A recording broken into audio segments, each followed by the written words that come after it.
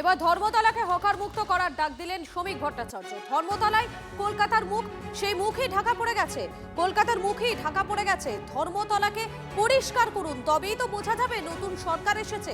দুই বিজেপি কাউন্সিলরকে ধর্মতলাকে পরিষ্কার করার দায়িত্ব দিয়ে মন্তব্য বিজেপির রাজ্য সভাপতি। ধর্মতলা থেকে সরে যান, ওটা কলকাতার মুখ। আমাদের দুজন কাউন্সিলর এখানে আছেন, তার মধ্যে একজন বিধায়ক হচ্ছেন, আমি তাদের দায়িত্ব বলছি, দায়িত্ব নেই। ধর্মতলাটাকে আগে পরিষ্কার করুন, তবে তো বোঝা যাবে এখানে নতুন সরকার এসেছে।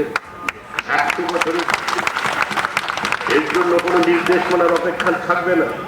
এটা পার্টির অবস্থান, এটা পার্টির ঘোষিত অবস্থান যে ধর্মতলার যে অবস্থা বানিয়ে রাখা হয়েছে শতাব্দী প্রাচীন দোকানের সামনে, আজকে সেখানে ফুটপাত দখল করে সেখানে প্লাস্টিক লাগিয়ে দেওয়া হয়েছে।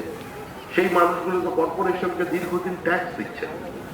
আমাদের দেশের সামগ্রিক রাজ্যের অর্থ ব্যবস্থার সঙ্গে তো তাদের একটা যোগাযোগ আছে, তারা জিএসটি দিচ্ছে। আজকে তাদের অধিকারকে রক্ষা করবার দায়িত্ব আপনাদের কাউন্সিলরদের।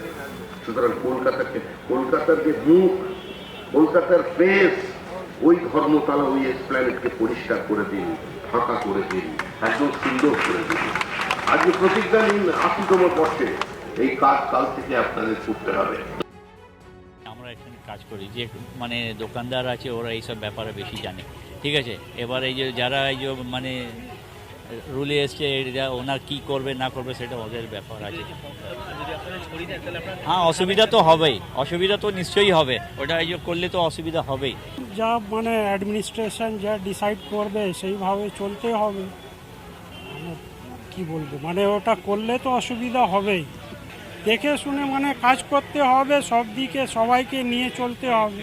ওখানে আসছে কেন আসছে, ওখানে পাওয়া যায়, যদি উঠিয়ে দেবে কোথায় যাবে? হ্যাঁ, কি করব, যদি মানে ওদের এই ইচ্ছা আছে ওটা হবে। আমরা কি করবো, আমরা তো কিছু করতে পারবো না। শুধু ধর্মতলা নয়, পার্ক স্ট্রিট এলাকা খালি করা হবে, সমস্ত ফুটপাত, রাস্তার সৌন্দর্যায়ন করা হবে, কোনো হকার থাকবে না, বললেন পুরমন্ত্রী অগ্নিমিত্রা পল। সবগুলোই ভাবছি, এবং ধর্মতলা তো আমাদের যেরকম পার্ক স্ট্রিট, আমি পার্ক স্ট্রিট বলেছি যে পার্ক স্ট্রিট, আমি স্মিতাজিকেও বললাম, স্মিতাজি পার্ক স্ট্রিটের চৌরঙ্গি থেকে 7 পয়েন্ট কানেক্টর, আমরা দুপাশে কোনো হকার রাখতে দেবো না। আপনারা হকার যারা আছেন, আমি ক্ষমা চেয়ে নিচ্ছি আপনাদের কাছে, কিন্তু আপনারা অন্য জায়গায় বসুন। পার্ক স্ট্রিটটা is a window to Calcutta.